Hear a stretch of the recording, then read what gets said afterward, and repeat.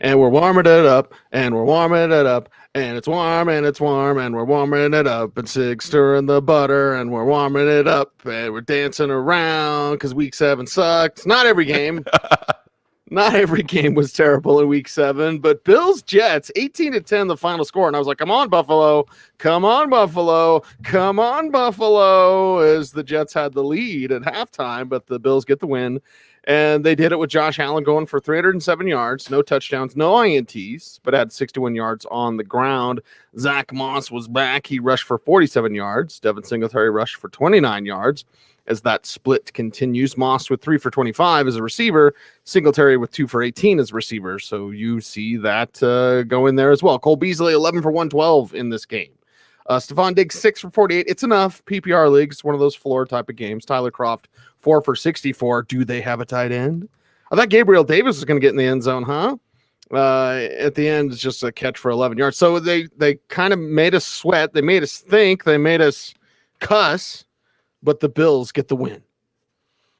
This did end up playing out like a trap game, and the Bills did enough. I mean, really, in the background, what this shows is how easy it is for the Jets to be overmatched against anybody. But for the Bills, it's not a reassuring game. I mean, again, you look at the Bills this year, what's the signature win? You know, what's the game that makes them feel like when we do get to January, they can play with Pittsburgh? They can play with a Kansas City. They can play with Tennessee, 2 teams that beat them pretty soundly. And this game isn't exactly reassuring if you're looking for that Josh Allen get-right game. It was all field goals. Tyler Bass could have had 8 field goals in this game. The rookie kicker missed a couple of them. Not reassuring. For fantasy, somewhat reassuring in the sense that he can still not be very sharp and give you a 20, 25-point game, including getting those rushing points there. Speaking of running the ball, now you have a split backfield again. I just think that neither one of these guys is going to pull away. This isn't going to be a great running game. It's going to remain a Josh Allen offense. Both of these guys are going to be perpetual what-the-heck flexes. I mean, if this is what they do against the Jets, who do have a tough run defense, but at the same time give up a lot of scoring opportunities, again, 8 field goal attempts, and this is what they do, you're not exactly excited to plug them in. You are maybe excited to plug in Cole Beasley. And Cecil, what do we see here? Cole Beasley is Josh Allen's struggle target. So, okay, they win, and Allen has a 300-yard passing game. Last year, if Allen had a 300-yard passing game, we'd like, confetti. This year, we're like, 300-yard passing game, but no touchdowns, but you see Beasley, no John Brown, and he's missing John Brown. I think that absolutely John Brown is a player that helps Josh Allen feel more comfortable. But Beasley, that struggle target, and you're going to like Cole Beasley as an every-week wide receiver 3 flex until this slows down, maybe even including when John Brown is back. Stephon Diggs didn't do as much in this one, got a little banged up. Gabriel Davis did have a touchdown called back by penalty, but and then you have Tyler Kroft, tight end continuing to be involved in the passing game no matter who it is. So you keep that in mind if you have your desperation plays. Cease, before we went on the air, I'll tell the people. I'll spoil one of my best one-liners. Okay. The Denver Broncos, your team that you cover, was only like the 5th most depressing team to watch today. I don't even know if the Patriots were in the top 2, and in most weeks they would have been number 1. Right. But that's who Buffalo gets next week. And this becomes really interesting because on one hand, if Buffalo can't win this division, then that's a problem. But on the other hand, New England is the kind of team, they still have it in their DNA, in the Bill Belichick mindset to say, well, maybe we aren't going anywhere this year, but we can certainly be a roadblock. This is a different mindset for this team. We just know that getting over that New England hump has been the issue. And even without Tom Brady, even without a functioning offense, we'll talk about that second. It's just interesting. We'll see how Buffalo measures up because I think there's a little bit of a mental block here. And again, I think Buffalo hasn't had that resounding signature win yet this year. It's on track, kinda. We know it's not on track for the Jets. Not at all, but we did see a return of Sam Darnold today. Goes 12 of 23, 120 yards.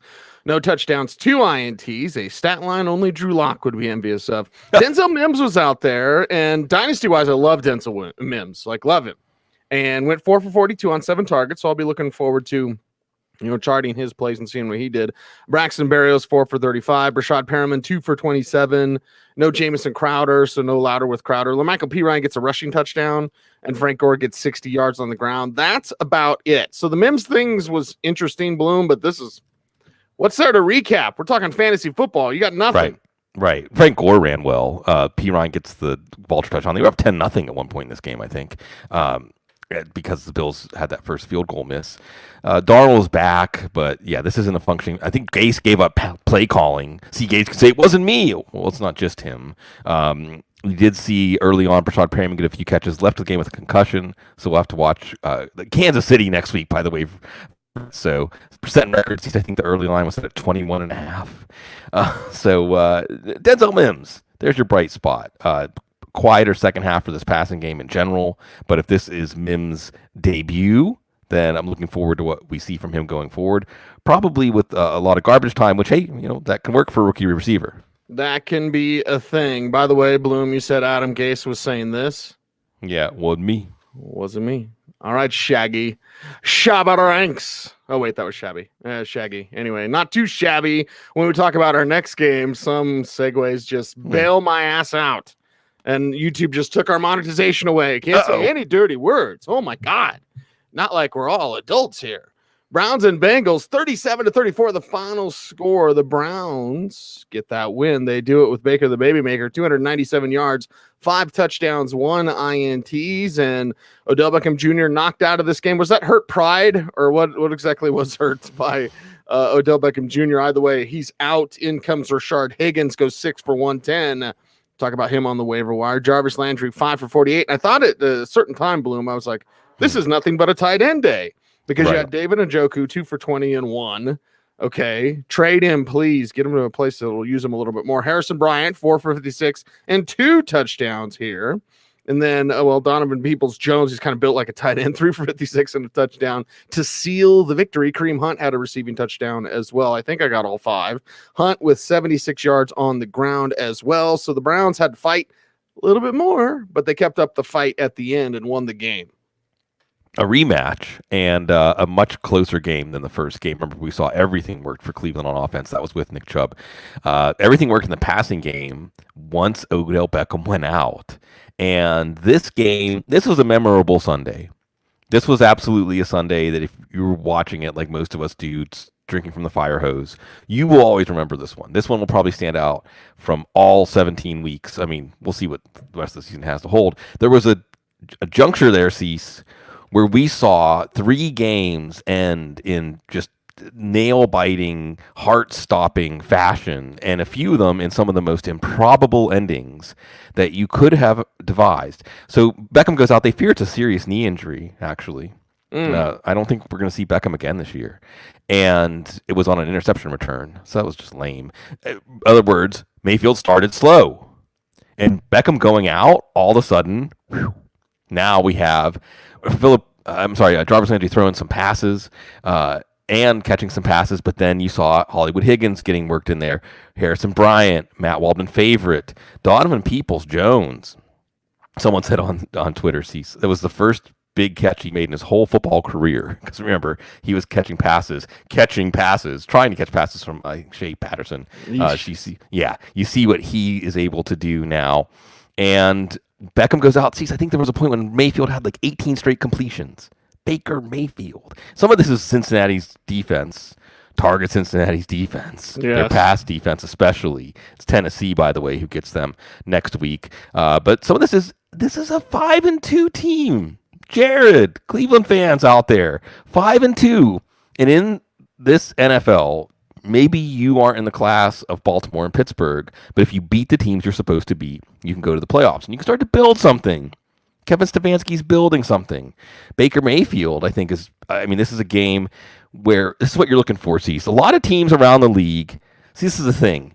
Depending on your mindset, you might say, well, how could we expect our team to do anything because of this injury and this we had to overcome and that we had to overcome? How does your team respond? Because the teams that respond, Cease, we never talk about that. We don't talk about who they lost. We don't talk about what they have to overcome. We talk about what they did overcome. And I think you're seeing that the Browns do have that energy, that fight in them. Bengals showed some fight in this one, too. It was to be Joe Burrow's first fourth quarter come from behind victory, but Mayfield had a chance to just drive them into field goal range. Instead goes for that shot to Donovan Peoples-Jones. He makes a terrific catch, terrific footwork on the side of the end zone. I mean, that's about as good of a game-winning catch with the clock winding down as you're ever going to see. And that was probably not even the most amazing ending in the early games. That's how good this Sunday was. And Vegas is coming. That's going to be a good matchup. Yeah, Browns 6-2 within reach. Here we go. Too bad they play in the Steelers division. Anyway, Bengals side, Joe Burrow, 406 yards, 3 touchdowns, 1 INT. Tyler Boyd goes 11 for 101 and a touch. T. Higgins, 5 for 71 and a touch. Gio Bernard was in because no Joe Mixon. So he had 5 for 59 and a touchdown as a receiver, and then 13 for 37 on the ground. It's definitely enough if you plugged him in. Joe Burrow with a rushing touchdown there as well. AJ Green, 7 for 82. So he's kind of back. Yeah. In back-to-back weeks. Kind of. Nobody else of note, really. So let's talk about what the Bengals were able to do. Much like that first matchup, a ton of volume for Joe Burrow. And first 400-yard game, could have been first fourth quarter comeback.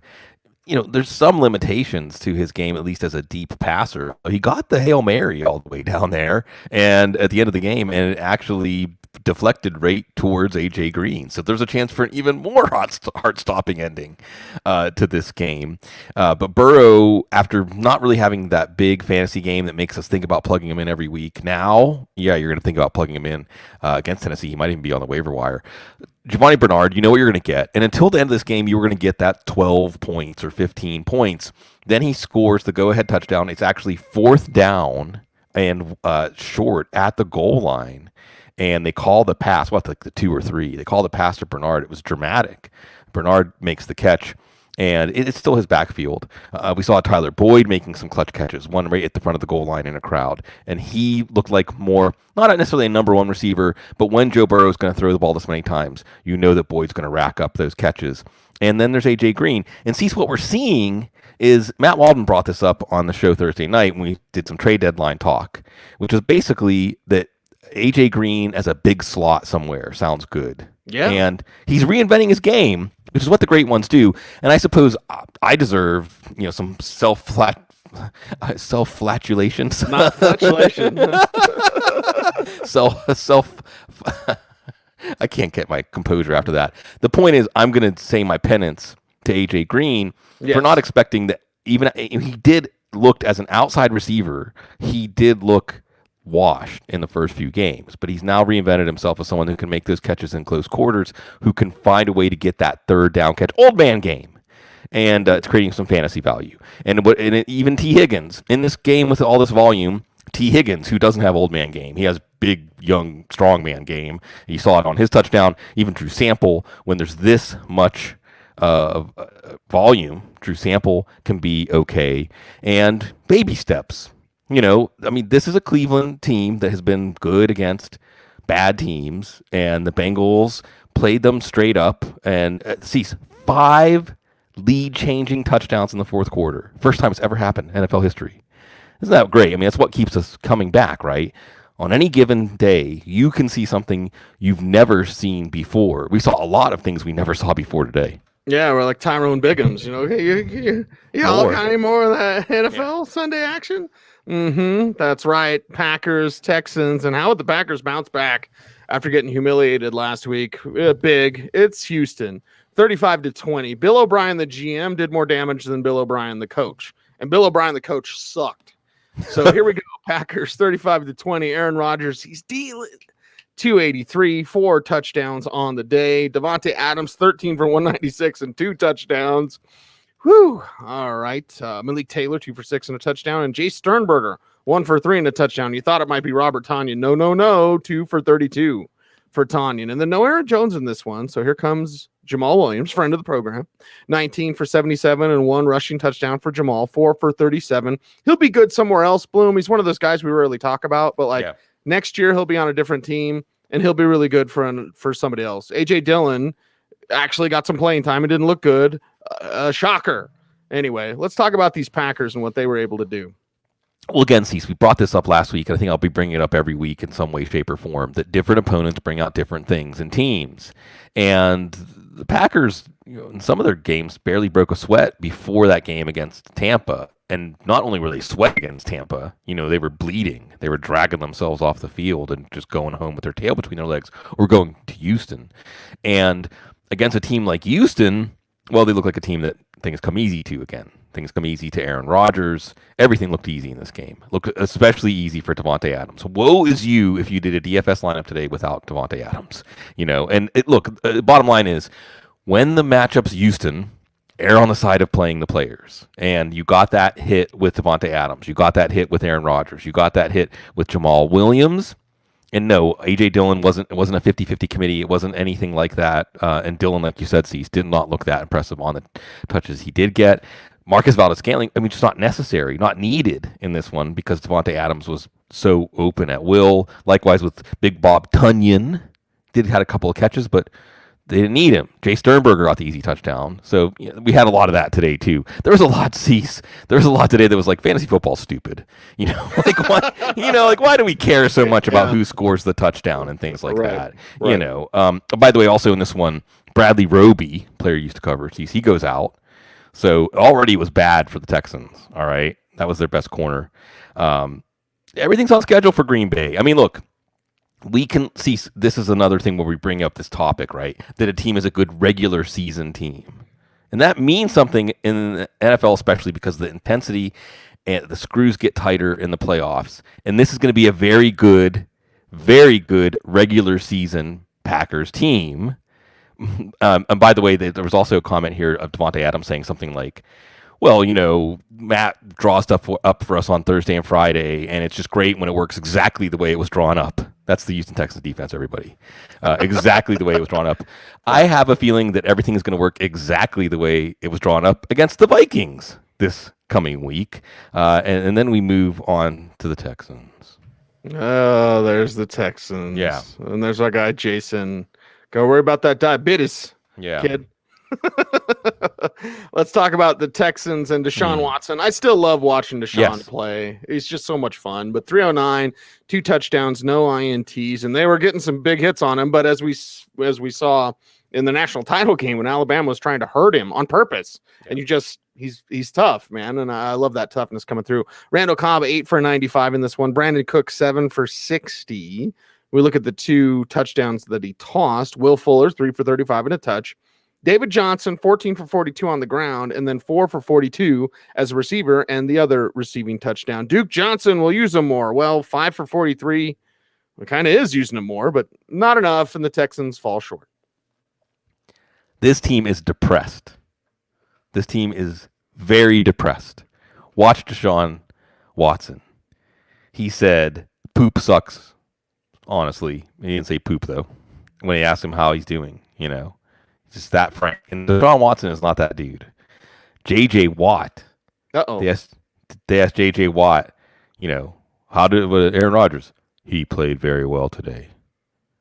What did they do special that made them play so well? He threw the ball and they caught the ball. Wow. J.J. Watt looked like he was about to go out, turn into the Hulk or homicidal maniac or something. And see, so you think about life and you think about trauma. And how maybe when the trauma's going on, you don't have the emotion. Oh, you're in shock. You're in shock. Right. But after. Oh, yeah. That's when it starts to set in. You feel like the Texans players who've just been, despite having to paddle upstream against Bill O'Brien, coaching and GMing, you feel like it's setting in for them. That everything they've poured into this Texans team with this blueprint, it's gone nowhere. It's not going to give them anything. And now they still have to show up and play games. They still have to show up and play games where they're so overmatched, at least on defense. And on offense, it takes them until the second half to get going.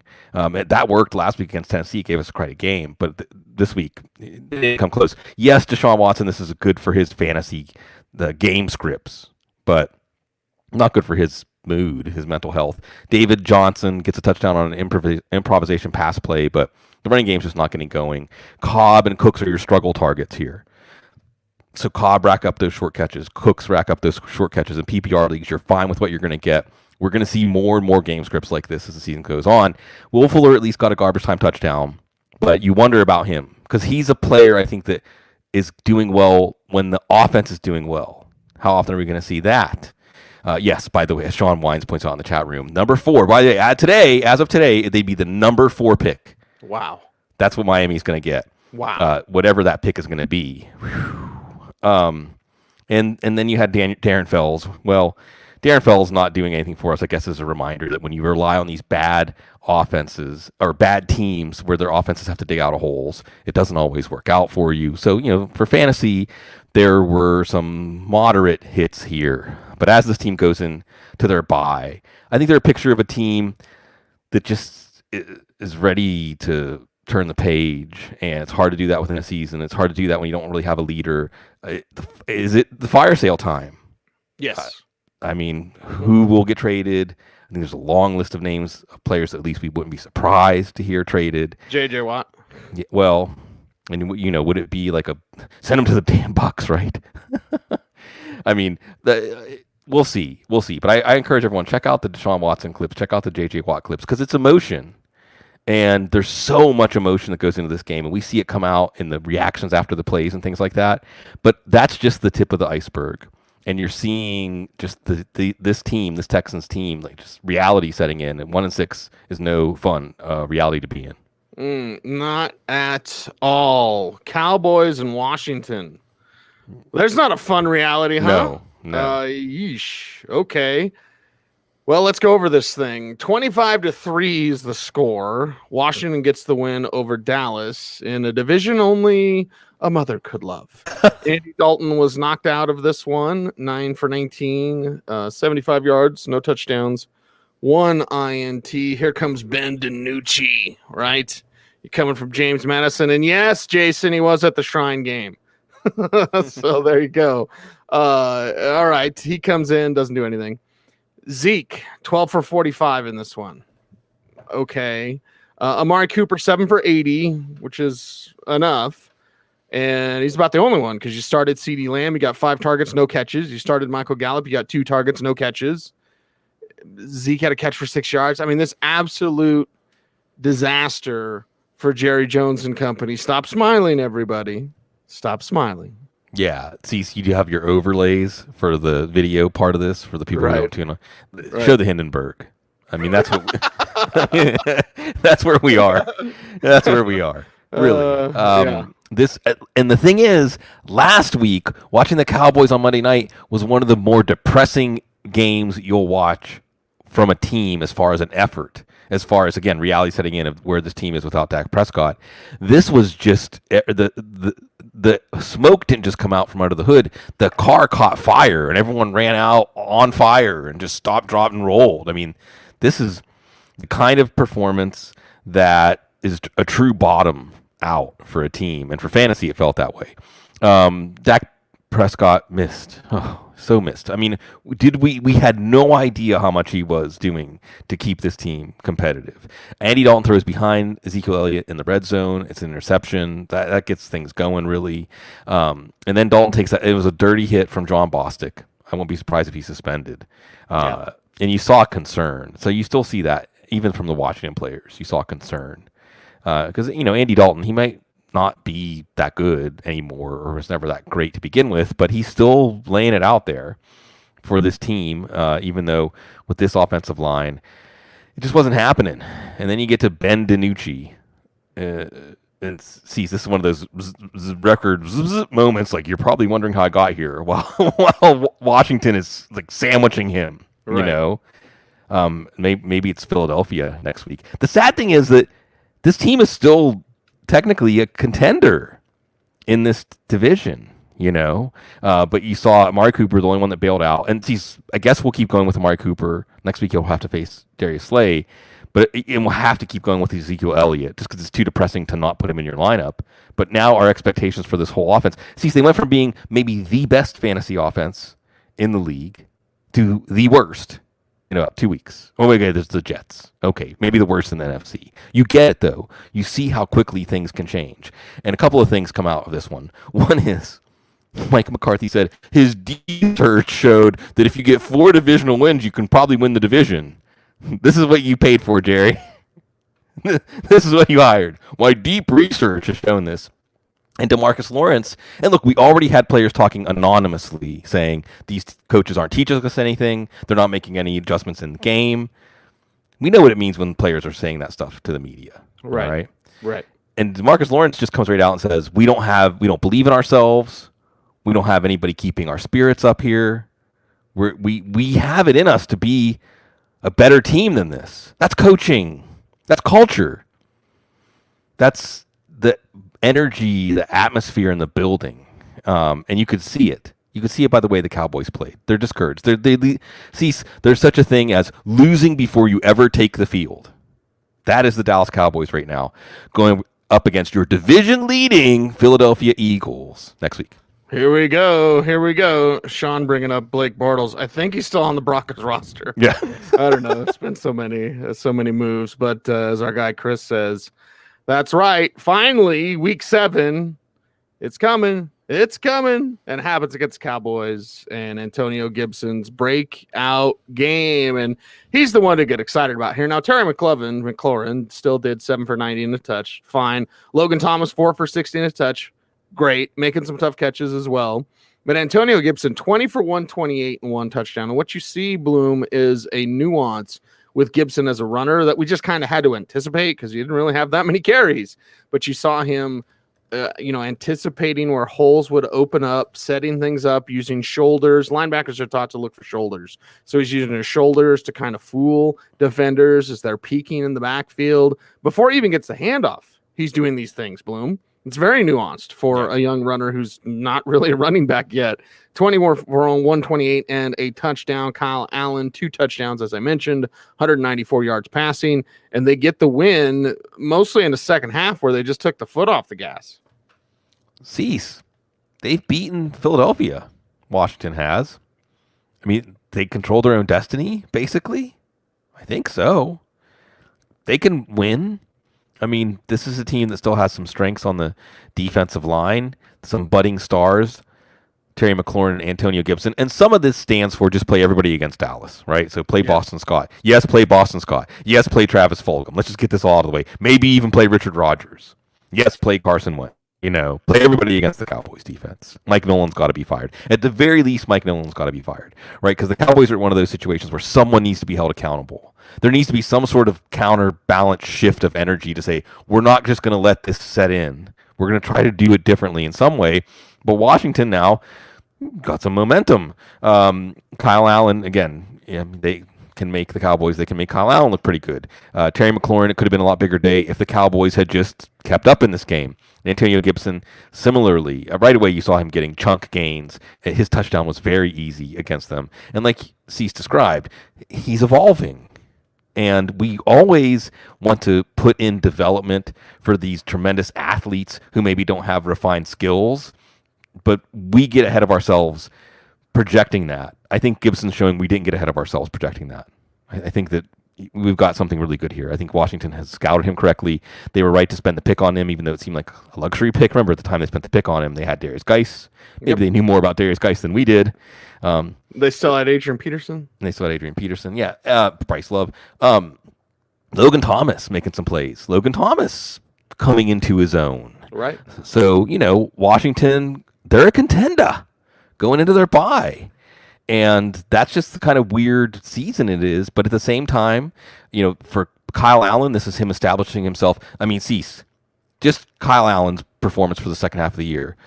Tens of millions of dollars on the line, right? Mm-hmm. Like, if he's just reasonable, he's going to make $30, $40, $50 million as a backup quarterback for the rest of his career if he can have a good second half of the season. After last year, at the end of the year, you want anybody quarterbacking your team other than Kyle Allen. Now, a lot on the line for him, a lot on the line for this Washington team. And Ron Rivera maybe is establishing a different culture where Mike McCarthy has not been able to. That's the story of this game. And just trade Dwayne Haskins. I mean, it's just not going to work there. So get rid of him and see what you can get. They are not trading Matt Ryan or Julio Jones, but they're not winning with Matt Ryan or Julio Jones. 23-22, the final score. Lions get the win over the Atlanta Falcons. And Matthew Stafford getting crushed out there, but standing in, throwing for 340 yards, 1 touchdown, no INTs. TJ Hawkinson with the 1 touchdown, 5 for 59 and a touch. Kenny Golladay, 6 for 114 in this one. Marvin Jones Jr. It wasn't that breakout, like once a year, I'll have 3 for 120 and 2 touchdowns, 5 for 80. Maybe that's a breakout for him this year. I don't know. Dammy Amendola, 3 for 62. Deandre Swift, love him. 4 for 21 as a receiver, and then 9 for 27 and a rushing touchdown. Adrian Peterson with 11 for 29. So the Lions, they hold on and they get that win. We'll go our whole lives. We won't see another game like this one and like this, because he's going back to 28-3, or maybe even go back to the game they lost to Colin Kaepernick in the NFC title game, but especially 28-3, because we'll always remember 28-3. The Falcons have really become known for choking away games. Mm-hmm. And this year, it reached a fever pitch. You had the loss to Chicago and the loss to Dallas, and boy, it didn't seem like it was going to get worse than that. Oh, it got worse. It got worse even after they fired the coach. It got worse. And I look at this one, Cecil, as a battle of curses, because you got the curse of Bobby Lane for the Lions, which has been that one's got, Babe Ruth curse kind of longevity. Not quite that far, but back to the 50s. Chicago Cubs. Yeah, right. That's the Billy Goat Tavern. But then there's 28-3, and 28-3 is the most powerful negative force in the universe right now, even more powerful than Adam Gase. Even Adam Gase cowers in the presence of 28-3 after this one. And see, so we thought this game was going to be offense, and there was a lot of yardage. But there was a lot of kicks, a lot of punts, a lot of field goals for Detroit. We even had Matt Prater missed one. He didn't miss the most important one at the end, even though it was an extra point. So Matthew Stafford does okay. It was only a touchdown at the end of the game with no time left on the clock to DJ Hawkinson that still bells out a decent game. It should have been better. Kenny Golladay, again, 6 for 100 and change, but you think, man, it could have been more there. Like you said, Marvin Jones did okay. Running back wise, yes, Deandre Swift got a touchdown. Beautiful footwork on the touchdown. Shouldn't have had a chance to get it because it was a terrible roughing the passer call that set it up. So even that touchdown that they got before the final touchdown, they had a little help from the refs. But their defense played well enough to keep them in the game. And what we see at the end of this game basically is Atlanta's driving. They get down into the red zone. They're down by 2, so a field goal wins the game. Detroit is out of timeouts. And Todd Gurley, who remembers at like the 2-yard line, oh my God, I'm not supposed to score, tries to stop himself, goes into the end zone and scores the go-ahead touchdown. But never has there been a more costly touchdown scored in a game, Cecil. Oh boy, Atlanta, you're entertaining. That's for sure. Matt Ryan, 338 yards, 1 touchdown, no INTs. Calvin Ridley with the touchdown, 5 for 69 and a touch. Julio, 8 for 97. Hayden Hurst, 6 for 68. Russell Gage, 6 for 54. There's Gurley in those 2 touchdowns, including the cursed touchdown, 23 for 63 on the ground. Couple of catches, 19 yards as well. And Atlanta inventing new ways to lose games. Truly inventing new ways to lose games. Let's go over the side first here. Ryan, and it is just as simple as Julio Jones back, Matt Ryan, a good play. And it wasn't a spectacular play that put you over the top, but it was good enough, even with Todd Gurley scoring 2 touchdowns. Gurley, you still see all the fight in him, and he's still summoning up everything he has. It's not as much as he had 2 or 3 years ago, but for fantasy, he's actually leveled off as a pretty good play. And the good news here is you turn around, see, sometimes it's good to play on Thursday because you just want to get on the field and put it behind you. There's been a lot of that for Atlanta this year, though. Yeah. But they do get to get on the field Thursday against Carolina. We know we love our running backs against Carolina. So, Todd Gurley, a good fantasy day, even though he's not going to tell you that. He's not going to want to talk about that. And on Thursday, he'll be better. Ridley gets a touchdown and a 2-point conversion. Hurst even was involved throughout the game. So Hurst, this is a reassuring game if you've been playing Hurst, going through the boom bust cycle. Maybe there's more booms to come and the floor is coming up here. But it was so improbable that even for the Lions to win, there had to be a catch by Kenny Golladay down at like the 6-yard line. There had to be, it was truly, it wasn't like, even when the Lions got the ball back with no timeouts, it seemed like, well, who knows? Maybe this will be something. It'd be like Joe Burrow's Hail Mary connecting in that Cleveland game. But they did make it happen. Not the first time we've seen Matthew Stafford pull victory out of the jaws of defeat in this kind of fashion either. So that was fun to see. The Lions are 3-3. They're in contention. The Falcons, along with the Texans, along with the Cowboys, they just want to get to next year. I think they're just tired of this because it's one thing for a team to be like the Texans have been, like just not competing, or the Cowboys.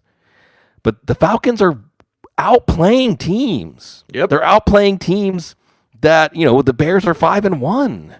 The Cowboys team that they outplayed thoroughly was not this terrible Cowboys team. So it's just so odd for a team to be down in the dumps because they're so good, but they can't hold leads. But that is this era of the Falcons, and I feel bad for everybody out there who's had to suffer through it. 27-24, Saints over Panthers. And another one, Teddy Bridgewater, 23-28, 254 yards, 2 touchdowns, no INTs, both of them to DJ Moore, 4 for 93 and 2 touches. There we go. Robbie Anderson, 6 for 74. Curtis Samuel, 6 for 48. Mike Davis, 7 for 12 on the ground. Curtis Samuel, by the way, rushing touchdown. And then 5 for 24 as a receiver. Ian Thomas, 1 for 11. But the one was impressive, Bloom.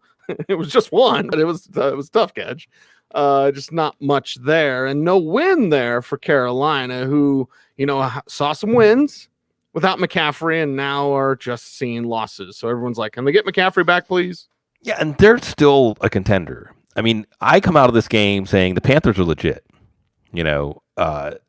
Teddy Bridgewater's legit. Teddy Bridgewater made some plays in this one. A great third down play early in the game to Curtis Samuel to get them a field goal. Being very patient on the throw to DJ Moore for the long touchdown. The game play wasn't really designed to go to him. And whatever, Teddy, he's a franchise quarterback. Maybe he's not a franchise quarterback in the way of what certain people who make decisions picture in their minds when they picture a franchise quarterback. And maybe that is a layered response. It is. But what I mean is, also some of it is like, he doesn't have this great rocket arm. He's athletic enough to get some yards as a scrambler, but he's not going to tilt the field with his athleticism. He is a cerebral quarterback. He is a quarterback who's very dialed in and focused and trying to make the best outcomes for his team. And I'm excited to see it. I'm excited to see that they're competitive, that he's competitive.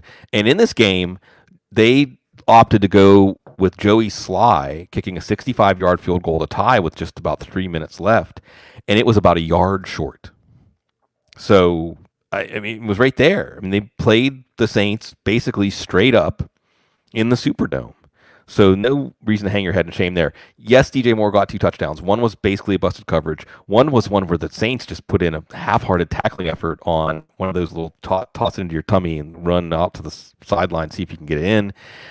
Robbie Anderson still showing he's a nice, safe play. Mike Davis, maybe the gas tank's getting low there. He's given them a lot. It's time for McCaffrey to come back. I don't think he's going to be back Thursday. We'll see. No. I do think week 9, Davis has been valiant. Saints' run defense showed up at least. Again, those lapses. Saints going into this game have given up 15 touchdowns through the air, 2 more in this one. Neither of them look good, so we still have the Saints in our column of you never know. They could give up an easy touchdown, long play to anybody that they're facing. You also saw Curtis Samuel get a rushing touchdown in this one as a running back on a classic goal line type running back play, and he read it well, and he hit the hole well, and got the touchdown. So that's exciting. That adds some upside to him as a weekly play, something we'll keep in mind going forward. And again, Carolina gets Atlanta, so maybe as early as Thursday, we might be looking at Curtis Samuel in our lineups. We continue to watch how things go on the Saints side of things. Well, you were like, okay, no Emmanuel Sanders because of COVID, no Michael Thomas because they're going to trade him. What? I mean, because of whatever, because of his injury situation. Marcus Callaway is the leading receiver. All right, Tennessee. I remember when the Volunteers used to be wide receiver U. Now it seems to be CSU. But anyway, Marcus Callaway, 8 for 75 to lead the way. You're thinking, like, where are they going to throw to Taysom Hill all day? And Traquan Smith will do 4 for 54. So that's something. But Smith still mostly disappoints. Drew Brees, 287, 2 touchdowns, no INTs. The touchdowns, Deontay Harris, 4 for 46 and a touch. Nobody started him. People started Jared Cook, 3 for 32 and a touch. You thought there'd be a little more. You thought there'd be something else there. Alvin Kamara, 14 for 83. You thought there'd be a little bit more. Latavius Murray, what a sneaky, what the heck flex, 11 for 47. Drew Brees did get a rushing touchdown also to aid his day. So it's a win for New Orleans. It's just kind of meh, more so than woo. Yeah, well, it's because we think Carolina is a team coming into the season. We had this circled as an easier game, and it was a game that they had to fight right down to the end to win. But that's just a sign, hey, it's a quality win, a win over Carolina. And in this league, in this day and age, 2020, Cease, you win, you leave the field, you're happy. A big sack, by the way, by Marcus Davenport on Teddy Bridgewater, pushed them back for that 65-yarder. Drew Brees looks good in that autumn of his career. He can't really push the ball downfield. He doesn't have Michael Thomas or Emmanuel Sanders. It didn't matter. And it is, Carolina's defense. Brian Burns is a rising star for sure. But Carolina's defense, not the toughest draw. But Brees was very accurate, very efficient. And this is the plus side, even if physically it's not there the way that it used to be, of a player who just has so much experience and also mind melds with his offensive coordinator and head coach. And you saw that with him feeding Marquez Callaway. And I think, Cease, one of the things we have to keep in mind with Callaway, and yes, I did pick him up on almost all my dynasty teams. By the way, out there, if you the people who did beat me to the punch on Callaway, good job. Because, look, when we watched Callaway in week 5, Cease, what do we see? He was ready. Yep. An undrafted rookie, he was ready. I mean, he didn't look like he was nervous or he had any sense of, I'm making sure I don't blow my assignment. He played with urgency. He understood how to stack a defensive back and create separation, and we saw him in the short areas getting open at will. He had a touchdown in this one that was called off the board by a penalty. He got hurt at the end of it. So this is a jumble here. Like, will Sanders be back from COVID? Will Thomas be back from the hamstring? Will Callaway be back from the ankle? It's tough to say. You did see Jared Cook, and Cease is Jared Cook, so he had to juggle it before he caught it. Of course. It's Jared Cook. He's got to catch it 3 times for 1 touchdown. Traquan Smith was okay in this one. We'll see if Thomas isn't back, and there's some signs he won't be back. Then we'll look at Traquan Smith. It is the Chicago Bears next week, so no breathers. You get a win, and on the other side of that, by the way, is Tampa Bay in the first game with Antonio Brown in a Bucs uniform. So no breathers, but you get your wins and you move on. It should be a very interesting game to see how they match up with Chicago. They went into Chicago last year and just thumped them with Teddy Bridgewater quarterback. So the Saints will take it. They're not the elite team in the NFC. They're not the team to beat. I think that's obviously Tampa Bay right now. But they've beaten Tampa Bay, and they're winning games in different ways. They have some flaws that make it harder on them, but they came through in the end. Is Jared Cook, or excuse me, should I say, is Mike Tomlin kind of like the Jared Cook of head coaches? Right. He's going to win, but he's going to, hey, everybody. Like, what the hell was this game? Like 24-7? 27, I think it was 27-7. 27-7? Don't make me do math, but it was like, my phone's blown up, and please, for the love of God, when people do that, and it's like, oh, your Steelers, they're rolling. The Steelers going to... Oh, like, you're blooming us. No. Stop. Cut it out. 27-24. The Steelers did win, but had to hang on to do just that. Big Ben with 3 picks, 2 touchdowns, 268 yards passing, and the 2 touchdowns, both to Deontay Johnson. It was a Deontay Johnson type of day. 9 for 80 and 2 touchdowns. Juju Smith-Schuster, 9 for 85 in this contest. Giving me the hiccups. 6 for 50 for Eric Ebron. You saw James Conner get 20 for 82 on the ground. Benny Snell with the rushing touchdown, by the way. James Conner, 3 for 29 as a receiver, so that's enough. Now, we knew with Deontay Johnson back, okay, it's going to be less for James Washington. It was, but it was a lot less for Chase Claypool. Gets 1 target, 1 catch, -2 yards. So, that's a fun ride when it goes off, but today was not in that case. So the Steelers win, Bloom, but it doesn't... See, if they win and they run away, and then my heart starts thinking, and I'm like, well, I maybe it's been they are the best team, and they are the number 1, and they're so good, and they're Super Bowl, and then they win like this, and I go, yeah, same old Steelers. They're gonna flash a little bit and then break your heart. Well, but they didn't this time. And see, halftime in this game, this is a tale of 2 halves, right? Yeah. At halftime of this game, I was prepared for the Steelers' Super Bowl favorite storyline. You go into Tennessee, you beat Tennessee that handily in Tennessee, and that's the kind of thing that gets Super Bowl favorite talk going. By the way, Cecil, it was 5 times. There's only been 5 times in NFL history there was a matchup between 2 undefeateds, week 7 or later. Okay. And this one ended up, at least in terms of thrills and chills, living up to that. But in the first half, it was all Steelers.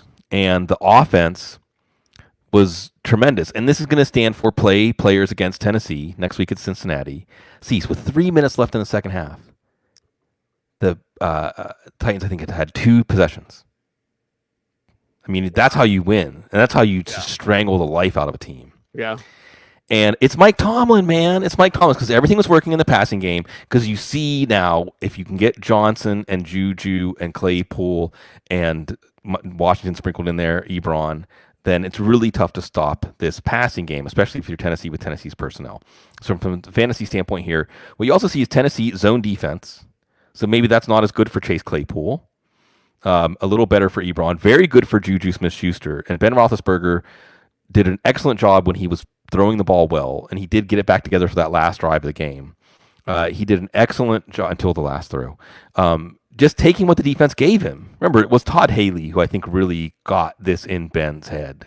And he did an excellent job with doing that with Juju and Deontay Johnson. And if you were looking at this thinking, well, when Deontay Johnson comes back, based on how Ben used him, he's still going to be the number 1 receiver. You should feel great and pat yourself on the back. And if you made trades or otherwise did moves on that belief, you're feeling really good. Now, Deontay Johnson did get banged up at the end of this game. I believe he did get back on the field for a snap or 2. But we saw Joe Mixon get back in the game. So let's watch. And next week the Steelers are playing Baltimore. Maybe it's more of a Chase Claypool week. And Ben will certainly give Claypool chances to make plays on a Marcus Peters. To make plays on a Marlon Humphrey. We'll see. But it's Mike Tomlin. And James Conner, by the way, was good in this game, but he had 1 touchdown that he dropped. He had another touchdown wiped off the board by a penalty, so it could have been even a bigger game. And then, of course, Benny Snell vultures a touchdown. So you're okay with what you got from James Conner. Just know it could have been a lot bigger. It's Mike Tomlin. See, it's Mike Tomlin. Already prepared. I talked to my dad, my 83-year-old, soon 84-year-old father. Love him. Sigmund Bloom, also Sigmund Bloom. And I'm already prepared for him because we talk about it. Like once the Steelers are up more than 1 score, Tomlin just goes into a shell. Right. And it's transmitted to the whole team. The whole team just kind of is like, let's just coast this one home into the driveway for a win.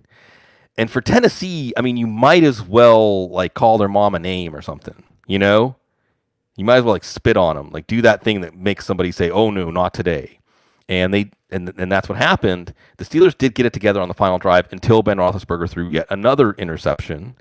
So they do come away with the win, and they do measure up against a Tennessee team because this Tennessee team is battle tested physically and mentally.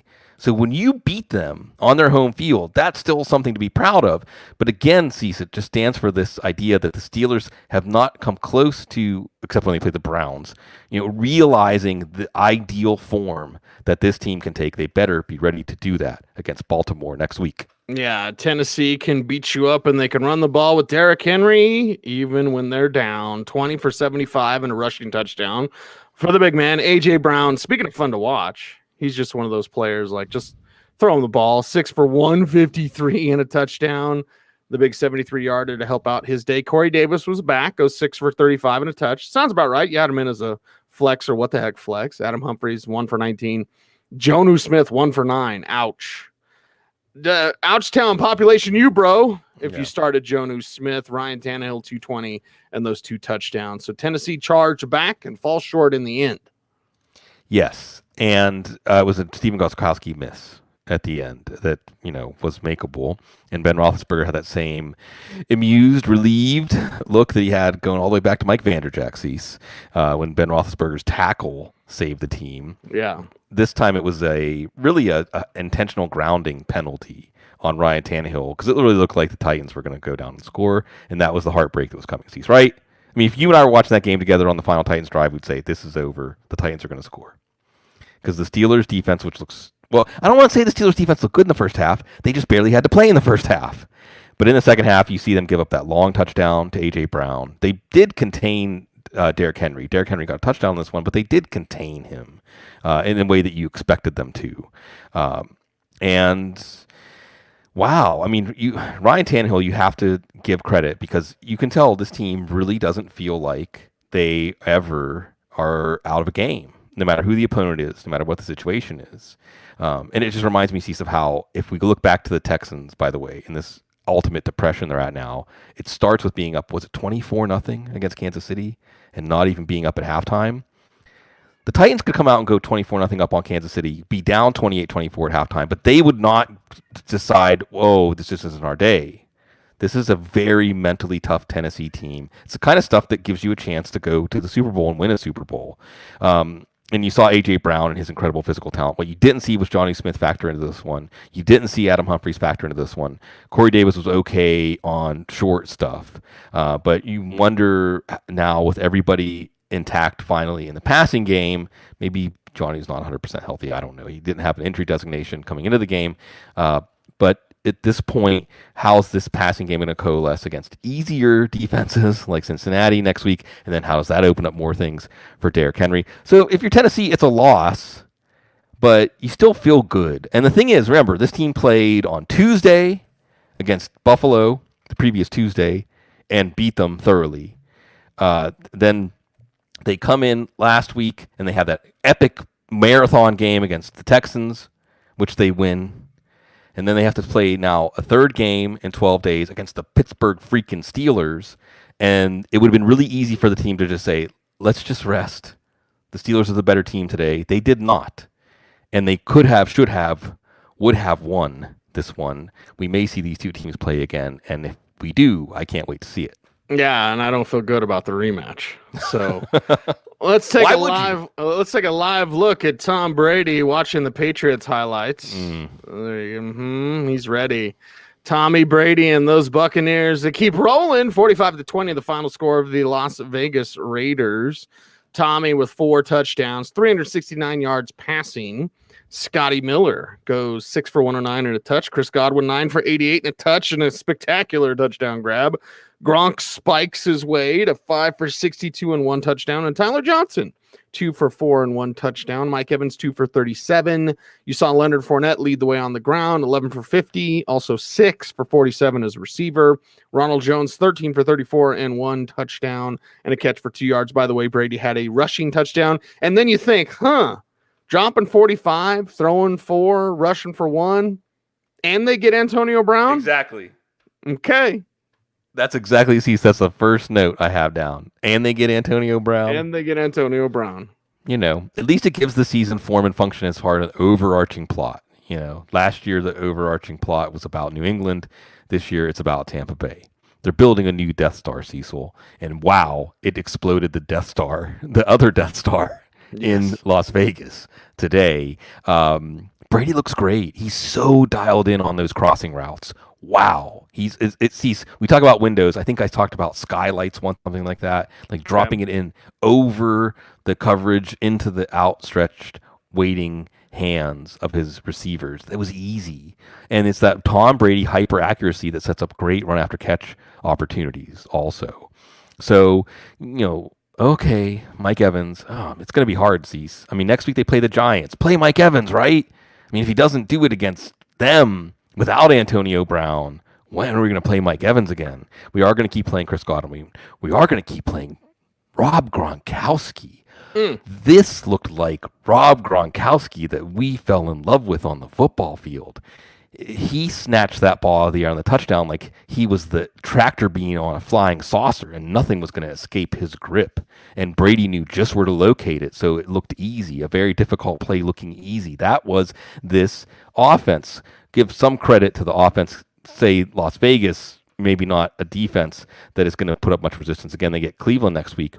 We saw Leonard Fournette look especially good as a receiver. Leonard Fournette just putting the lean on him. And when you're a defense that's run this ragged by this passing game, now Leonard Fournette becomes that much more effective. At least Ronald Jones did get the touchdown, but we're back in RBBC hell here for fantasy. Again, this is kind of one of those fantasy football stupid, right? But Scott Miller, we've given up on him. He looks great, one of Brady's favorite targets. Why do they need Antonio Brown? I don't know, but I know that the Giants are probably not going to stand a chance against this team the way they're playing right now. Adding Antonio Brown, and it's about to go down. Let's talk about the Raiders. By the way, did you see the Buccaneers trolling Nick Foles after the game with a photo of Derek Carr and Tom Brady shaking hands? It says quarterback respect. No, no. Okay, all right. Derek Carr, 284 yards, 2 touchdowns, 1 INT. Nelson Aguilar, 5 for 107 and a touch. Darren Waller, 6 for 50 and a touch. Hunter Renfrow, 4 for 42. Henry Ruggs, 2 for 35. Jalen Richard led the way on the ground, 7 for 24. Josh Jacobs, he's been banged up, 10 for 17 in this contest, also 3 for 14 as a receiver. So that was the story of the Raiders on Sunday. They hung in. It was 24-17 at one point. They could have gone for it on fourth down. Gruden decides to kick a field goal, 24-20, and the game ends up 45-20. So maybe rethink that one next time, Gruden, when you're facing a team like Tampa Bay. And it seemed like he knew to be aggressive against Kansas City last week, or 2 weeks ago. That's what's so wild is the last time we saw this Raiders team, they go to Kansas City, and they're better than Kansas City, and they win, and they make the plays to win on top of that. But they couldn't even hang on their home field against Tampa. Now, Derek Carr still looking okay as a fantasy quarterback and looking okay as a quarterback to give this team a chance to hang in. Josh Jacobs just pushed this result aside. It's Tampa Bay. Their run defense is ridiculous, even without Vita Vea. You got your Darren Waller touchdown, and Darren Waller was involved. I want to see the Ruggs ratio. I want to see more design touches for Henry Ruggs. We didn't see that. It was Nelson Aguilar. And me, oh my, Nelson Aguilar looks like everything that Chip Kelly wanted him to be when he took him in the first round. He made a beautiful twisting catch, highly skilled catch for his touchdown. He's getting open deep. He's making plays. He needs to stay on the field. Sorry, Brian Edwards, who's still not healthy anyway. So that gives this offense another dimension here. The offense would have to be perfect to hang with Tampa on a day like this, but they were also facing the Tampa defense. Devin White, as LSU linebacker, cease. Devin White coming for you. Tampa Bay bringing a lot of pressure. They put you in long down and distances, passing situations. They know how to finish it. Todd Bowles needs to be a head coach again somewhere. This is your most complete team in the NFL. This is your best team in the NFL. Vegas still is, when the games you're supposed to win, you go to the playoffs. That's what we said about Cleveland. Again, that's who Vegas plays in Cleveland next week. In New England, we're seeing some changes. Yeah. And we saw Jimmy G and company go San Francisco 33, Patriots 6, and lots to get to in this one, including how many times did I write JaMychal Hasty and Jet McKinnon will split time, and Jeffrey Wilson is fantasy football stupid. It's stupid, Cecil. Jeffrey Wilson is questionable because he has a calf injury and was limited in practice all week. And then Jeffrey Wilson scores 3 touchdowns and 112 rushing yards. Also 2 catches for 8 yards. Okay, so he led the way. What did JaMychal Hasty do? 9 for 57. Kyle Juszczyk gets a touchdown. Nobody started him. Jet McKinnon gets 3 for -1. Awesome. Brandon Ayuk, 6 for 115. And by the way, your window with Jet McKinnon, you saw your window. You had it. It was like the first 3-4 weeks of the season. Now it's done. Deebo Samuel, 5 for 65. George Kittle, 5 for 55. Stop complaining. You have George Kittle. So Jimmy G, 277, no touchdowns, 2 INTs. Not so fast. Right. Just keep running the ball. 37 for 197 as a team and 4 rushing touchdowns. Absolutely dominating / humiliating the New England Patriots, who, by the way, up until last week against Phillip Lindsay, hadn't given up a 100-yard rusher all season long. Now it's back-to-back games. Yeah. In losses at home. Mm-hmm.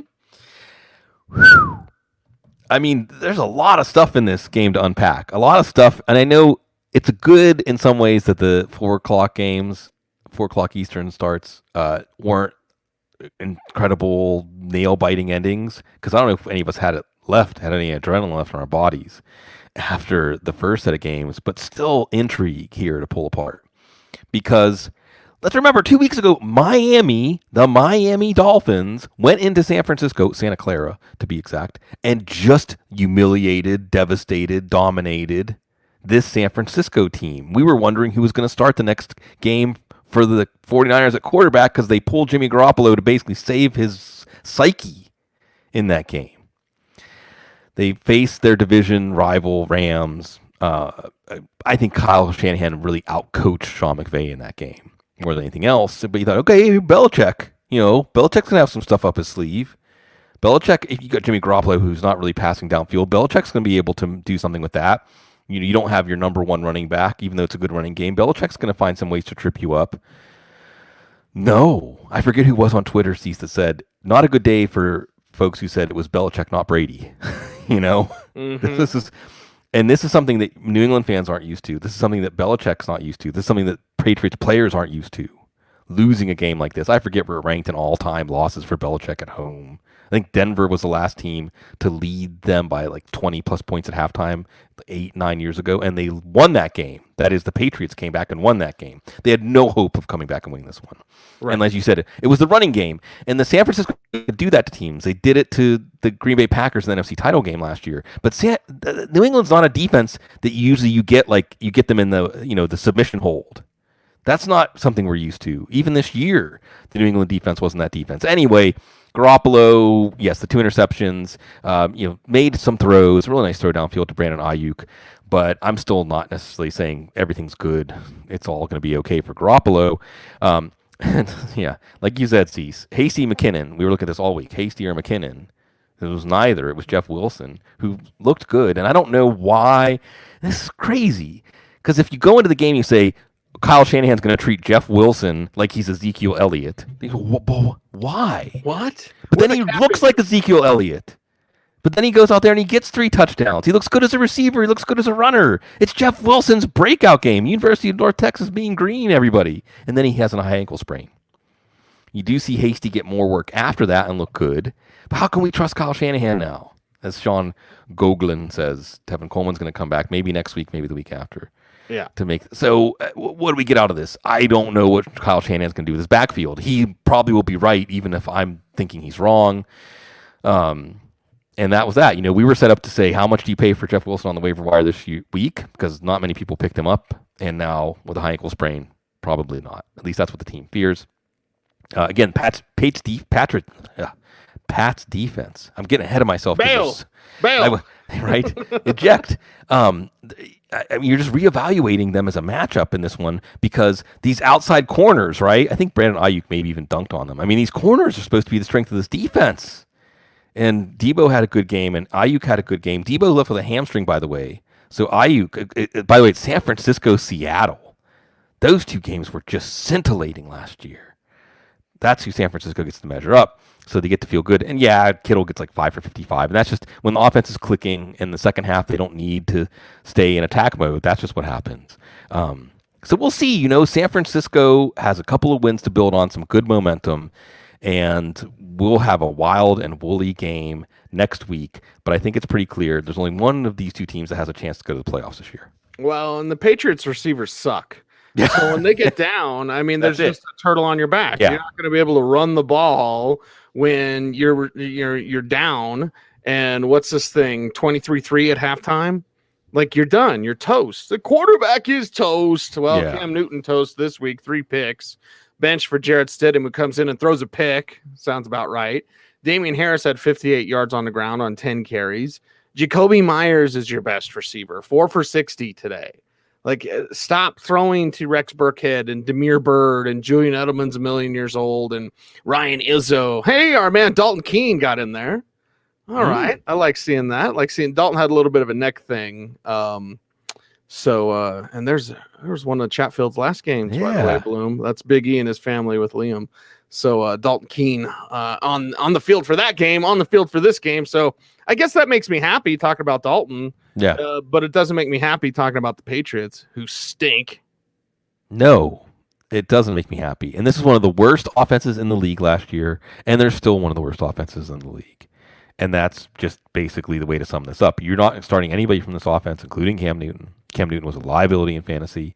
I think they're going to go back to Cam Newton against Buffalo. It's on Josh McDaniels. I think that's the guy that we have to be pointing the finger at. Josh McDaniels was supposed to be the offensive wizard that was going to make the most out of what he had. And, Cease, the Chargers have a rookie quarterback, and they lost their center, and their right guard is also hurt, and they lost their star. We don't make excuses for them. We're talking about what they're doing right. We're making excuses for New England. We're saying this and this and this and this, but was that Seattle game just a mirage, Cease? did I have some mushrooms or something? And I thought that game happened and it never did. Because you would never believe that Cam Newton is this Cam Newton. Mm-hmm. It was futile. They're in that mode. See, you watch certain offenses and you feel like it's a Herculean effort for them to get a first down. Just to get a first down. And look, San Francisco, again, you make excuses. You say, well, San Francisco, they lost Nick Bosa, and they didn't have their safeties, and they don't have Quan Alexander, and they don't have Richard Sherman. No, we're not making excuses for them. So Robert Saleh gets a big thumbs up there. So even in a struggle game, you say, okay, well, James White's supposed to catch 9 for 40 or something like that. PPR. Right. Nope. Nothing. This is a terrible, terrible, no good offense. The only field goal they had when the game was competitive was set up by an interception. So, unlike last year, the defense and special teams cannot carry this team. In fact, the defense and special teams, at least the defense, is becoming part of a problem. Kind of a last stand next week against Buffalo. I mean, I really feel like a lot of these players on New England are used to winning. They're used to winning the division. They're used to going to the playoffs. They're used to winning Super Bowls. So they need to find that. They need to find that mojo and show Buffalo, no, you're not the king of the hill quite yet. And if they can't, then it really might be. See, it's not just the Death Star being blown up, but like the Empire is disintegrating before our very eyes. Right. This I would reference the Disney Star Wars previous sequels, but no thanks. That's for a different podcast. It's like on Exegol when all the starship, that no. nobody knew they were building, by the way. Like, oh God, it's so terrible. Don't start a trilogy when you don't have a plan. I want to rant about Disney Star Wars, Bloom. Yeah. Maybe just Disney in general. Yeah. J.J. Abrams and the whole J.J. Abrams Right. family. It's a mystery box. I'm not going to answer what that is. Inside of a mystery box. Inside of another mystery box. Right. What are those Russian dolls called? Where there's like a little doll inside the other doll, right? Okay. People have lined up for this. People have been waiting. So here we go. 43-16, Chiefs over the Broncos. I'll try to say stuff that doesn't get me fired. That's the new tagline for the show. Tune into the Audible where Cecil will try to say things that won't get him fired. Not getting fired since 2003. Let's talk about Pat Mahomes didn't have to do anything. No. And this isn't the Broncos beat themselves. The Broncos just suck. That's all there is to it. There's no way to sugarcoat this. There's no way around it. There's no way. I see people being like, well, good thing the Broncos didn't give up on John Elway after 10 starts. Am I right, fellas? Yeah. Good thing the Colts didn't give up on Peyton Manning. You're stupid. If you're tweeting that right now, you're stupid. You're insane. You're a moron. Okay? It's completely different eras for those two quarterbacks. And we could just skip over the Kansas City side. Bloom, they didn't have to do anything. No. They had a pick six. They had a return for a touchdown, 102 yards. Broncos special teams suck. They change offensive coordinators like people change their underwear. They need to change special teams coordinators like that. Oh, wait, they already do. Just awful. I mean, so it's useless going over what the Chiefs didn't do because they didn't need to do anything and scored 43 on them. So let's talk about Kansas City if you'd like. I've given you a small glimpse of the rage inside me. Sure. For Denver. So let's get that out of the way first. Like you said, Cease, don't ever wonder why a team defense and special teams is an entity in fantasy football because the Kansas City DST almost outscored Denver today. And, you had an easy touchdown. You also they made Byron Pringle look like Dante Hall out there. Byron Pringle's good, but he's not that fast. It shouldn't be that easy for him to take a kickoff to the house. Like you said, Mahomes didn't really have to break a sweat. Clyde Edwards-Helaire got a touchdown early. Le'Veon Bell looked good. I mean, Le'Veon Bell wasn't a good fantasy play, but you saw what you wanted to see from him. You saw, okay, yeah, that's Le'Veon Bell out there. He was smiling on the sideline. Yeah, wouldn't so you happy. Be? Oh, yeah. Well, sometimes you got to go. There's a song. I can't remember exactly how it goes. He's the Midnight Creeper. May he rest in peace. Used to play it. And it's a song that's like, if I have to go through hell to get to heaven, then I will. That's Le'Veon Bell, Mm-hmm. And then you saw a beautiful one-handed catch by McCole Hardman. He's so skillful, talented. It's just, I think, trust that he has to build. Tyreek Hill did a touchdown later on to help salvage his day and Mahomes' day. It was just too easy. Next week, they're going to play the Jets, so it'll probably be just too easy then. And now we get to the fifth most depressing team of the day. Yes, the Denver Broncos and their quarterback who doesn't run the offense. and the quarterback who reads one side of the field. And again, everybody's making excuses under the sun for this kid. It's like, can we just talk about what he's doing and what he's not doing? Is that possible? Or does everyone got to get butt hurt over the fact that Joe's going to hate this part anyway. Hey, buddy, can you stop saying Joe on the podcast? Like, okay, so, sorry, but we're adults here, and let's call it like it is. This absolutely stinks for the Broncos. There's nothing. Their defense, look what their defense did. They sacked him and blah, blah, blah. The Chiefs weren't even trying, and they kicked the crap out of you. The Chiefs were not even breaking a sweat, and you had no shot at all. You had some shot when Phillip Lindsay was out there. You'd have a shot if Drew Lock threw accurately or read the entire field or stopped missing wide open guys. Again, excuses. Wait, guys, give them the whole season. Okay. But along the way, I'd like to see something that made me go, I want to see more. Even Dwayne Haskins last year showed a little bit. And this all isn't on Drew Lock, by the way. Pat Shurmur is awful. It's like a Jason Garrett joke, minus you throwing in anything about, being a Cowboys head coach or whatever, right? This is just an awful offense that does not fit Lock whatsoever. Again, it's not all on Lock. His footwork is still mostly poor. His accuracy is mostly bad. He's athletic, though, although he slid today and messed up his knee brace. I was like, oh, my God, here we go again. Like, learn to slide, kid. Okay, well, then learn to read your defense and find the open receivers. And he doesn't do that. And Shurmur is not helping him. And here's the thing. You think the arrogance and the egos on the field are one thing, and the coaching staff, they're much, much larger. And I'm seeing a coach, and I might know something or thing or two behind the scenes that I wish I could tell everybody, but I just can't. But let me just say this. I don't think Pat Shurmur really wants to help Drew Lock. Why? Because he's not telling him what to do in his ear. I know, it worked for Jared Goff, but you know what? Shurmur, you are looking like trash. Your offense is looking like trash unless you help out the kid. Should he know how to do this already? Sure. Yeah, of course. But why are you such an arrogant prick that you would sit there and go, you know what? I'm just not going to help him. He's got to run my system, and that's the way he runs it. And if he doesn't run it, then he can't run the system. Like, okay, that doesn't make any sense whatsoever. Why would you be that way?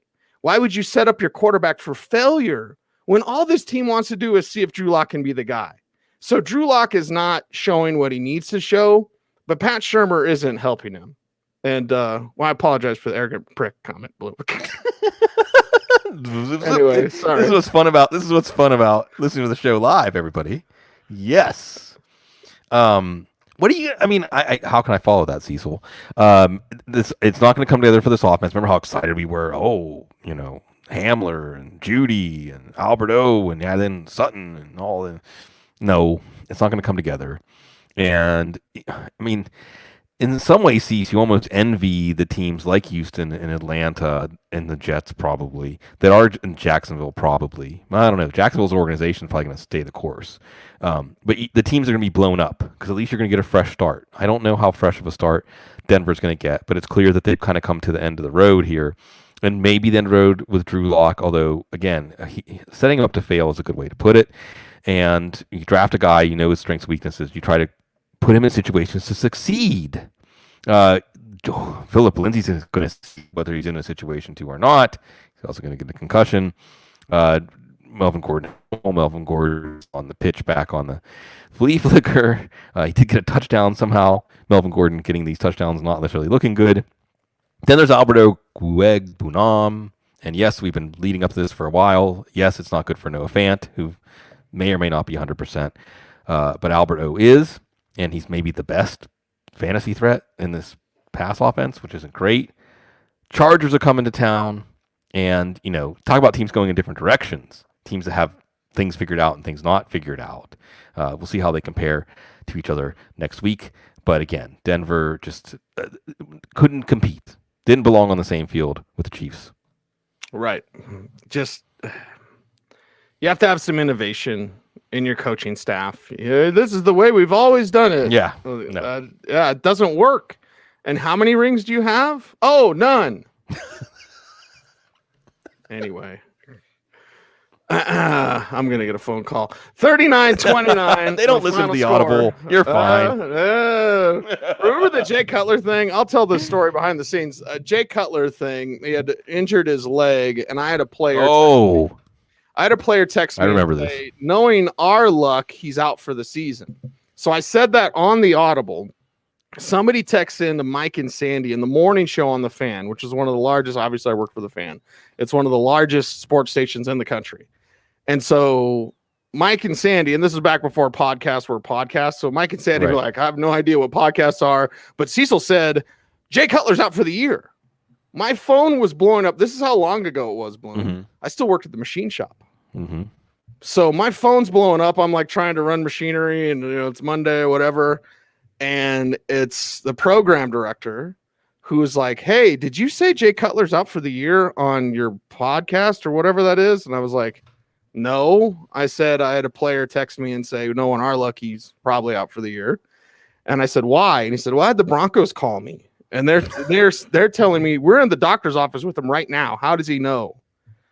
And because it was before they had determined that his knee wasn't season ending, whatever. So you say they don't listen to the Audible, Bloom, and I say, they're always There's listening. Evidence otherwise. They're always listening. They're everywhere. Yeah, you remember that? So that was before 2007.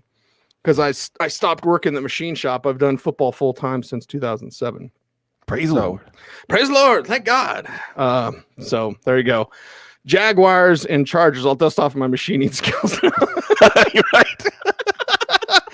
Convenience store. We're going to meet back. Eric Stoner's family owns a few. Maybe we could go work at one of his. Dude, that's how we should retire. And just go run a convenience store. And be like, come in, drink some coffee, sit around, BS about football, comic books. Love it. Right. Let's do it. 39-29. Where were we? Jacksonville and Chargers to wrap up this day. And it wraps up with a fun one.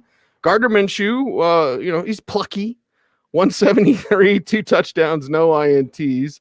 Touchdowns, 1 to Chris Conley, 1 for 28. And then James Robinson, 4 for 18 as a receiver and 1 receiving touchdown. And then 22 for 119 and 1 rushing touchdown.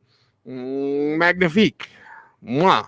Visca gets 3 for 44. James O'Shaughnessy goes 3 for 32. DJ Chark gets 1 for 26.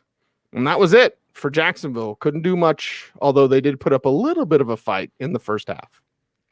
Tough start for Gardner Minshew. Probably does enough in the second half. Going into the bye, I would expect Minshew to start week 9. Stay tuned. Didn't make any good fantasy outcomes here. The Jags were leading this game at one point in the second half.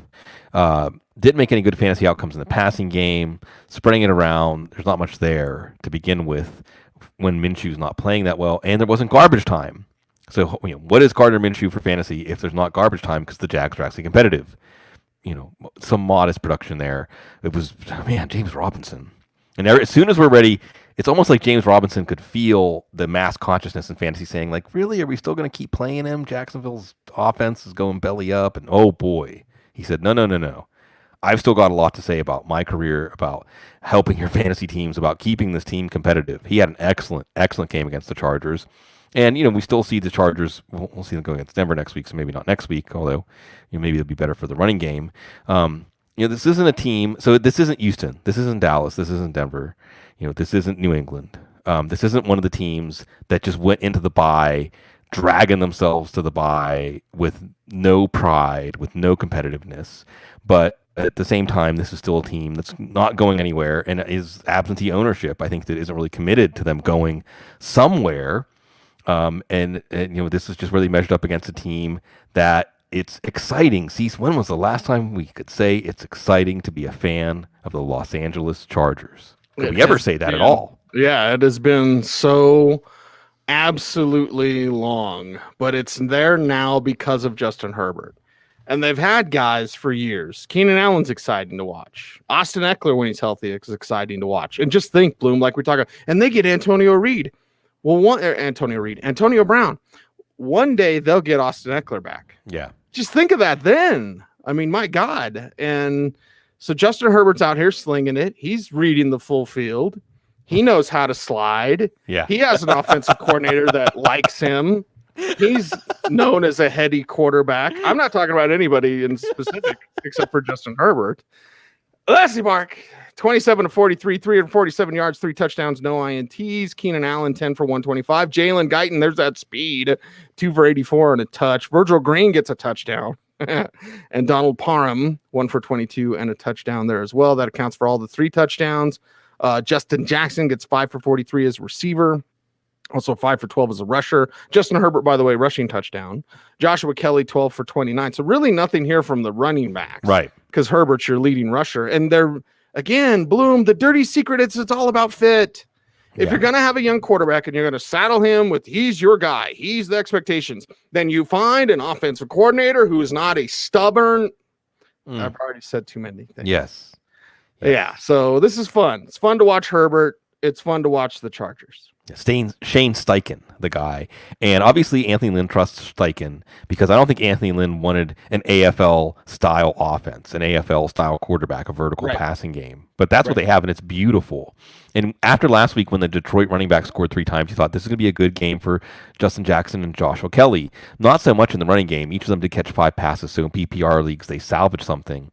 But it's okay. Tri-Turner's out. Remember, they lost Mike Pouncey before the season started. So you're not necessarily going to have this drive blocking force up front, but you've got Justin Herbert. And, what can we say that we haven't already said? He just has that very useful obliviousness out on the field. It's almost like he's just too young and hasn't played enough to understand just how much is on the line every week.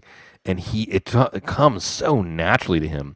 And again, because of how relaxed he is and how focused he is, his gifts just come to the surface. Same thing I say every week, but it's fun to watch because his arm talent, strength, his athleticism, his pocket presence, it's beautiful. What were they doing with him at Oregon? Because this is not the quarterback we saw at Oregon. We saw the pieces of this quarterback, but not integrated like this. And this is, again, where fantasy football is stupid. Well, it's not stupid if you think Keenan Allen. So Keenan Allen, Stephon Diggs, these guys are like, we know they're good receivers, but what about their situation? They're good receivers. The situation catches up, and Keenan Allen looks tremendous. And Mike Williams, on the other hand, goes fantasy football stupid, right? Because next week, probably against Denver, it's Mike Williams with 2 catches for 100 yards and a touchdown. Instead, it's Guyton getting a long touchdown. Okay, well, the tight ends, yes, but not Hunter Henry. Big old Donald Parham, 6'8", and big old Virgil Green, who got hurt on this one. So you're still going to keep sticking. Look, the number 1 tight end for Justin Herbert, you're still going to keep plugging him in and hoping for the best. I've been saying it, and also, by the way, and this is that offensive coordinator, the running game's not working. Okay, you have Joe Reed, this wide receiver running back tweener, and let him run something like what they would do with, say, Deebo Samuel at the goal line, and it worked. It worked very well. So open to these things, to using all these disparate parts, these players that were unknowns coming into the season, and making them known, including Justin Herbert. And I want to see this team make a run, man. I want to see this team go into somebody's house in the first week of the playoffs and make them nervous and maybe win because Justin Herbert is going to give this team a sense of invincibility, especially when you get Austin Eckler back out there. And this defense also hasn't been operating at full strength. So Chris Harris can get back out there. Melvin Ingram's still a little banged up. Get all these guys together. It can be fun. A lot more fun than it is for Denver, for New England, for Dallas, for Houston. This is the week 7 season. We'll remember these incredible finishes. We'll remember these games that kind of define teams. The Steelers win, but they make it hard. Atlanta finds a way to lose, and so on, But mainly, I think what we saw is just the emotion, all the emotion that goes into this game. It's just so much that these players, not just physically, but personally and emotionally, put out there. I think it's what makes the game so compelling and what makes it so easy when we get together to talk about it. I'm emotionally spent. Yeah. So that is a wrap for the Week 7 recap here on the Audible. Everyone out there, thank you for watching our YouTube channel. And do all those YouTube things, like, comment, share, subscribe, and ring that notification bell so that you never miss a vid. Thanks for listening on Apple Music and on Spotify. Your audio listening numbers are phenomenal. So thank you guys. Thanks for helping us grow the channel. And thanks for checking out footballguys.com. You like what we do here? You want to support the show? Check out footballguys.com. We got a free daily newsletter. It's written by me and Sig and Joe Bryant every single day. Hottest stories right to your inbox. You have a life. We don't. So let us handle that. This is our life. This is our life. So thank you guys for letting us do that. And check out footballguys.com. Follow Sigmund on Twitter. He's at Sigmund Bloom. I am at I'm at Cecil Lammey, and the show is at the Audible. And I'm so glad I don't get to talk about the Broncos for another 24 hours. So there we have it, everyone. Thanks for watching. Thanks for listening. Stay tuned. And as always, stay frosty.